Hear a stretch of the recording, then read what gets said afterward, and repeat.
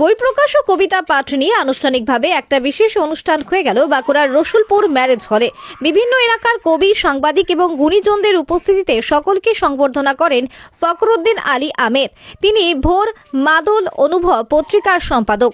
বলা বাহুল্য, এই মঞ্চে মাঘ সংখ্যার ভোর সংখ্যাটি উদ্বোধন করা হয়। প্রতি বছরের ন্যায় এবারেও কবি, লেখক, সাংবাদিক ও গুণীজনদের একত্রিত করে তাদের সংবর্ধনা করায় সকলেই প্রশংসা করেন। অনুষ্ঠানের মূল উদ্যোক্তা ফখরুদ্দিন সাহেবকে। কবিদের স্বরচিত কবিতা ও গুণীজনদের বক্তব্য সকলেই প্রশংসা করেন। এমন অনুষ্ঠান পরিচালনা করা বড়ই কষ্টকর। সকল বাধা উপেক্ষা করে এই অনুষ্ঠানে কবিরা যোগ দান করে নিজেকে ধন্য বলে মনে করেন। অনুষ্ঠানে বেশি সংখ্যক মহিলা কবিদের উপস্থিতি লক্ষ্য করা যায়। এবার শুনে নেব অনুষ্ঠানের মূল আয়োজক ফখরুদ্দিন কেন এই অনুষ্ঠান আয়োজন করে থাকেন। আজকে আপনি কি কর্মসূচি পালন করলেন? আজকে কবিগুরু রবীন্দ্রনাথ ঠাকুরের কথা দিয়ে বলি, দিবার নিবে মিলাবে মিলিবে। আমার মনে হয় বর্তমান সময় এবং সমাজের প্রেক্ষাপটে মানুষ ও মানুষে মেলানোর যে কটা দিক আছে তার একটা হচ্ছে সাহিত্য।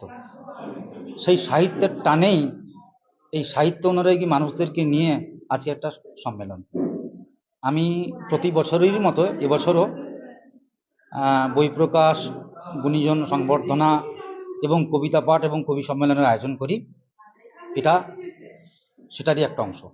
এটা করার কারণটা কি? কারণ আমার মনে হয় ব্যক্তিগতভাবে যার ভিতরে কবিতা আছে, যার ভিতরে অনুভূতি আছে, আর যাই হোক সে কখনো খুনি হতে পারে না। কবিতার মধ্যে মানুষ সৃজন থাকে, সৃষ্টিতে থাকে, আনন্দ থাকে, এবং আমার মনে হয় এর কোনো বিকল্প নেই। যদিও পৃথিবীর ইতিহাসে আজ অবধি কবিতা কি তার কোনো সংজ্ঞা আরোপিত হয়নি বা নির্ণয় হয়নি, কিন্তু কবিতা বিশেষ করে বাঙালির সঙ্গে ওতপ্রোতভাবে জড়িয়ে আছে।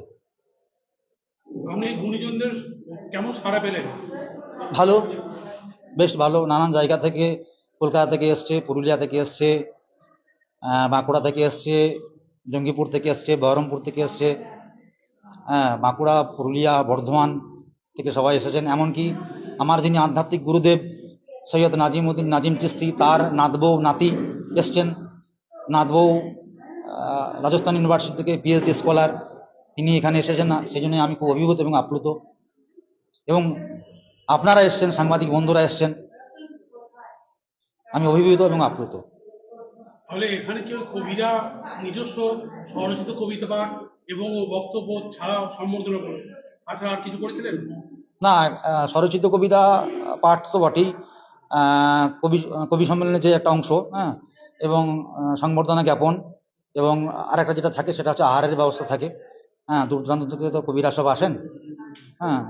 এবং বই প্রকাশ, আমি 3টে পত্রিকা সম্পাদনা করি, ভোর, মাদল এবং অনুভব। ভোর এই বছরে 11 বছরে পড়লো। সেই ভোরের মাঘ সংখ্যা তথা শীত সম্ভার এই মঞ্চে আজ প্রকাশ হলো। এই অনুষ্ঠান করে আপনি কেমন অনুভূতি করছেন? ভীষণ ভালো। আপনার নাম ও পরিচয়? আমি ফখরুদ্দিন আলী আহমেদ, ছদ্মনাম বা পেন নেম অনুভব আহমেদ, ডাকনাম জহর, Rasulpur, Bankura. Very good. We enjoyed. We have communication barrier, but it was very wonderful. It was a great experience over here. The publication of the book of Mr. Fakhruddin Mia was very nice.